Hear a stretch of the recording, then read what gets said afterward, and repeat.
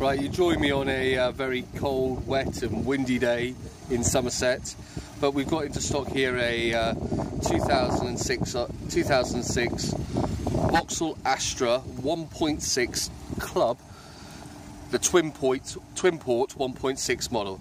Let's have a look around. You'll probably hear cars come flying past me in bits and bobs, and a bit of wind. And I'll try not to be so shaky on this.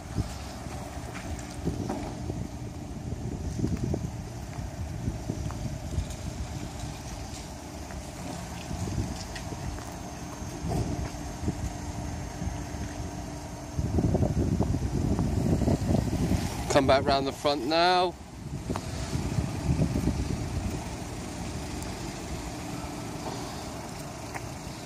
It's a good looking car, isn't it? 5-door. You've got to bear in mind this car is 10 years old. Right, let's come round, let's have a look on the back.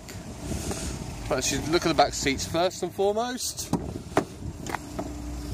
Right, we got 2 back seats. Nothing unusual here, but these are good comfortable seats, loads of padding here, they're really thick and soft. We've got 2 head restraints on the club model. Plenty of leg room here, down below here, if you can see there. I'm what, 6 foot? I can sit in there quite comfortably. I'm not 6 foot, I'm 5'11". Every bloke wishes they were 6 foot, hey? Right. that's in my driving position there, just there. So there's plenty of leg room in the back for you and your passengers. If we go back to the rear of the car, let's have a look at the boots. It's a huge amount of luggage space here, huge amount of boot space. Don't know the exact litres off the top of my head, but split folding rear seats there, so if you've got B&Q trips you can pop one side down and still utilise the other seats.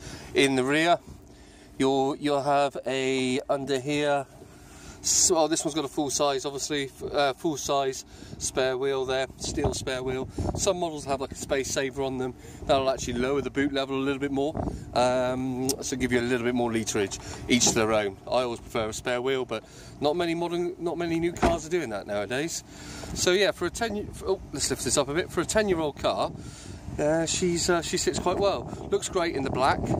Really does highlight it. I know black tends to show scratches and marks a little bit better, but on this it makes the car look a little bit younger in my ideas. This with the alloy wheels just here on the front and rear alloy wheels are lovely as well. We've got 1, 2, 3, 4, 5, 6, 7, 8 spoke alloy wheels, so they're really quite nice. Let's come back around the front. Right, let's have a look inside.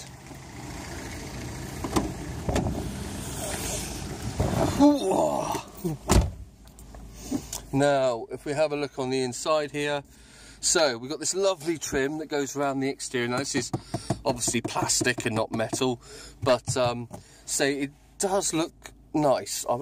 It's not over the top. And then we come around the front here, so we've got loads of beeping lights at me at the moment. We've got your electric windows here, electric wing mirrors here, lights up here, fog lights, pitch level of the lights over there. We've got your windscreen wipers on the right, indicators on the left, which we'll go through on the test drive. We've got, if we come back here, your audio controls mounted on the steering wheel. Don't know if I can lean that far back, but it's a good sized steering wheel. Loads of nice padding and rubber padding around the steering wheel, so it offers you quite a lot of support. In your hands, you don't get any calluses. On a long drive, it's a very comfortable place to be, comfortable steering wheel to hold on to. Going on about the steering wheel a little bit too long, I think. Right, we've got a maintenance light on, which the car's just on its way to the garage, hence the reason I'm taking the opportunity to show you a little bit around the car. We've got seat belt, and we've got handbrake on. Car's done 75,000 miles. Well, let's have a look. Right, info, we've got a display at the top here, so it also, if I can come down, so this is your centre dash panel here. That up there is a tray plate, by the way, ladies and gentlemen. So this is your centre sort of binnacle, centre area here. Now for the centre console, we've got your CD player operation here, radio, etc. down here. On higher graded models, you'll get a sat nav, which will go here, or a trip computer, which will also go here. This one says the time and date and displays a radio display. Yeah, very straightforward and nice. Down there, you've got all your air conditioning unit, heater matrix, etc. We've got, yeah, auxiliary point here, 5-speed manual gearbox, great gear knob.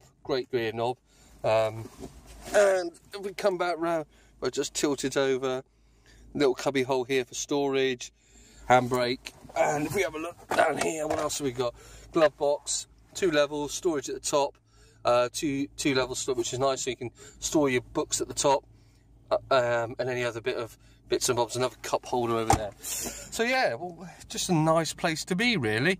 Plenty of airbags, secure. So we've got drivers, we've got passenger airbags, we've got side airbags. I don't know if I can show you up. Oh, is it? So I'm going to autofocus. Yeah, we got up there. We've got side airbags as well. Very safe place to be. I believe this was a Euro NCAP 4. Someone might correct me on that. Don't think it made the 5, but I'm pretty sure it's a 4. So a safe place to be. Now, the centre console is really quite nice. I'll talk to you about it probably on the drive a little bit more, but I do think it's quite a nice standard of centre console. It's strange how back in 04 when this car was released, that Ford had all the waves on their very popular Ford Focus. The dash was all sort of circles and sort of flowing lines, yet this is a very modern way that the cars are now gone, so it's actually aged very well, this interior. We'll talk about the indicators and bits and bobs now as we're taking it for a drive, but I think it's a really good opportunity to yeah, driving position. Oh, quick. So I'm sat in my usual position. Driving position is a very good position. I can see where I am, visibility seems to be good, and it reaches me with confidence throughout the car, so yeah, overall very pleased. Let's go for a drive. Sorry, I got a bit of a cold. Right, the weather's not nice, we've got our tray plates on, so we're nice and legal. Okay, we've got a 5-speed manual gearbox, reverse. I don't know if you might not be able to see this, but you lift up the little there's a little switch underneath and you just pull it up, and then that will select your reverse gear in the top left. But standard 5-speed gearbox, so off we go.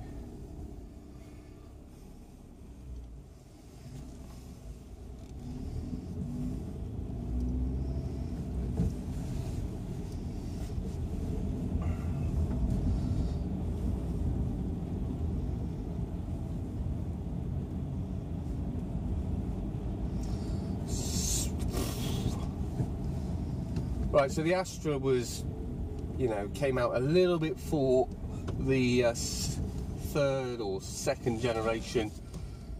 Okay, mate, you want to get out of the way? Bless him. Not looking where he's going. Yeah, so the Astra came out, what would it mean, 2004? And this generation of Astra came out in 2004, it came out just before the new Ford Focus arrived around that period in 2005. Now it was difficult because Ford, oh, there we go. Ford, the main criteria for your small family hatch, obviously you've got popular cars, you've got the Golf, Focus, Astra, Civic, Corolla. You know, these are all good sort of good 5-door family hatchbacks in a variance of engines, variance of gearboxes or transmissions, in a variance of format. So you get your 5-door hatch, you get the higher seated ones, so the ones that give you're taller off the ground, you're higher up. So that would be like your mini MPVs, like your C-Maxes, and this one would have been what? There's a Fiera count. I'm not sure it would. That's a 7-seater, so maybe a Mariva or a Vauxhall Mariva or a Golf Plus, something along those lines. Or as the French did very successfully with the Megans. But anyway, so you had the two. This was the most popular sort of design segment because the Ford Focus was the biggest selling car in the UK at the time. So Vauxhall had taken on, they released this generation, Astra H I believe it's called, this generation of Astra, and they've done everything really well.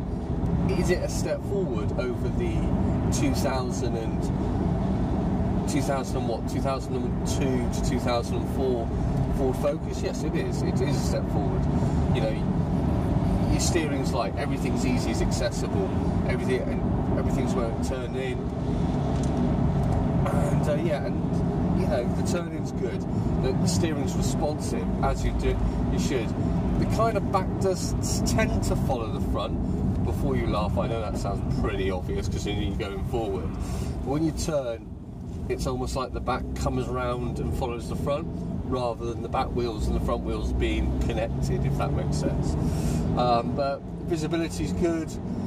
Looking around it now, wing mirrors are good. I mean, what else have we got on here? Right, indicators and windscreen wipers. What can I say about those? Well, the windscreen, they're blooming annoying. They just drive me nuts. I suppose it's something you've got to get used to, but it's kind of like a push-up. Like if you've driven a car recently in the last, you know, car that's recently new, you'll know this will be quite normal to you now. But just pop up once, and then up again for on, then up again for on and on and on and on, and then up again for really super fast. And then to cancel it, you go back down. Or you could hold, you get a click.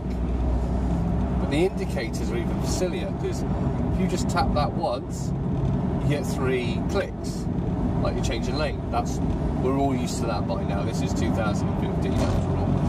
But you've got to pull it down, and if you put it down too far, your indicator continues on, so it doesn't blink 3 times. I just think it's something to get used to. You know, like basically with Toyota Corollas, Focuses, you pull it up and it clicks in and it self-cancels. Simple, works. Don't understand why you need to change it. It works, but we're all into a modern way. I've got adjustment on the steering wheel, where I can high-low pull to and fro, which is nice. I got a height adjustment, which is nice. It's a comfortable seat. It's a comfortable place to be. This kind of plasticky trim, probably in the day wasn't very stylish considering where the Focus was, but in a weird twist, I think it's modernised really well. This, you know, the gunmetal grey sort of fascia here is really lovely.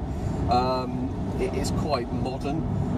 It wouldn't be against some cars now. A lot of the interiors now have this. Everybody's gone for a simple sort of format, which brings this really up to speed. The other thing is, I think it's a really good looking family hatch. I think it's a very good looking family hatch. Compared with a Focus, it's probably a better looking car. It's not raining that much yet. It's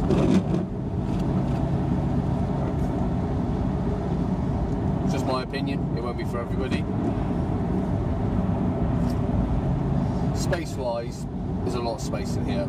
I've got plenty of leg room, my knees don't touch the steering columns, my feet have got plenty of area to move, my arms have got plenty of area to move without going to the passenger seat. I know my passengers, I showed you a moment ago, behind me, if anybody was in the back, they have plenty of room. Kids and things, they have plenty of room. So, a good, spacious, sound place to be. The engine is 1.6 litre. You'll find, being a twin port, it makes a nice sound, but it's quite a...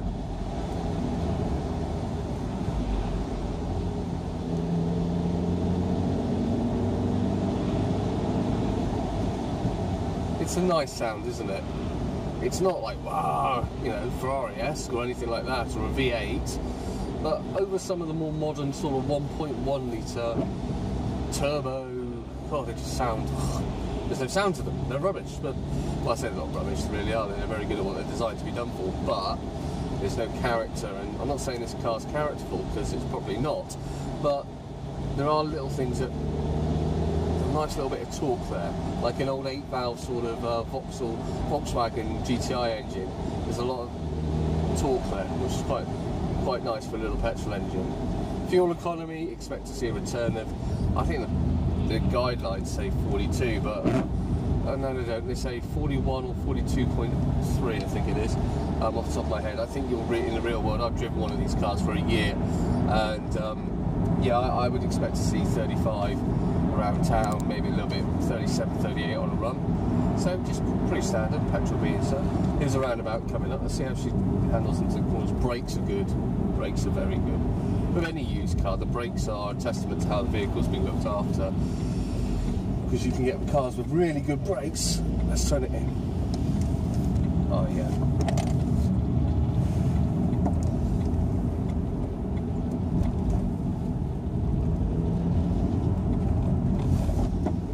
Oh, see, I didn't push it further down enough. The indicator on the left hand side, I only got 3 clicks. Yeah, good all round vehicle really.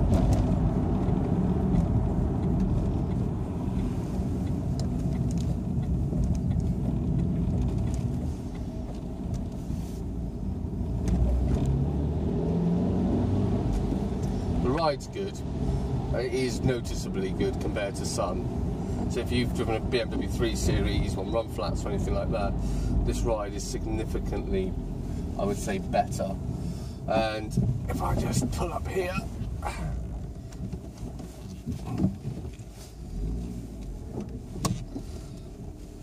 just some.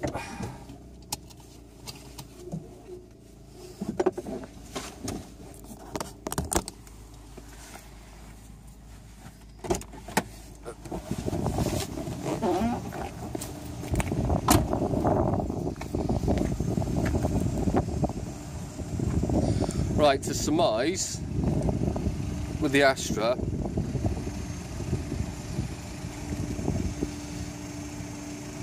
if you're looking for a 5-door family hatchback, or you're in the market, or you're considering one, there's not much that can go, not much to say that the Astra's a poor car. If it's well looked after, with good service history, you've had some safety checks on it, the MOT is of a standard, with little advisories, the regular oil and filter changes, because these cars, like a lot of petrol engines, will driven hard will burn probably about half a litre of oil every 1,000 miles. So it's really important. But look, the front end's really quite nice. On the newer editions, on the SXI, you'd have fog lights down here and a chrome grille, which does set it off quite lovely. But the SXI has the sportiest suspension, which goes a long way to say, let's get this car out of the way.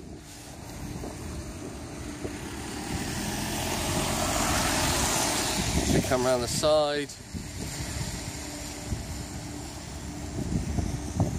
Yeah, so what was I saying? Yeah, the SXI has the sportier suspension with slightly firmer springs, and so the club is actually, especially with the alloy wheels and the air conditioning, is probably the model to have, the model to go for, if you're looking for a good, for a sound little 5-door hatchback, which will see you well for a period of future. But no, really big fan of the Astras, and if you've got any questions, feel free to leave comments. Please feel free to subscribe as all these cars go by, and I'll continue to make more of these videos for rsstore.com, and follow us on Twitter on rsstoreandson at rsstoreandson, and we're also at rsstoreandson on the FB Facebook. So thank you very much for watching. Bye.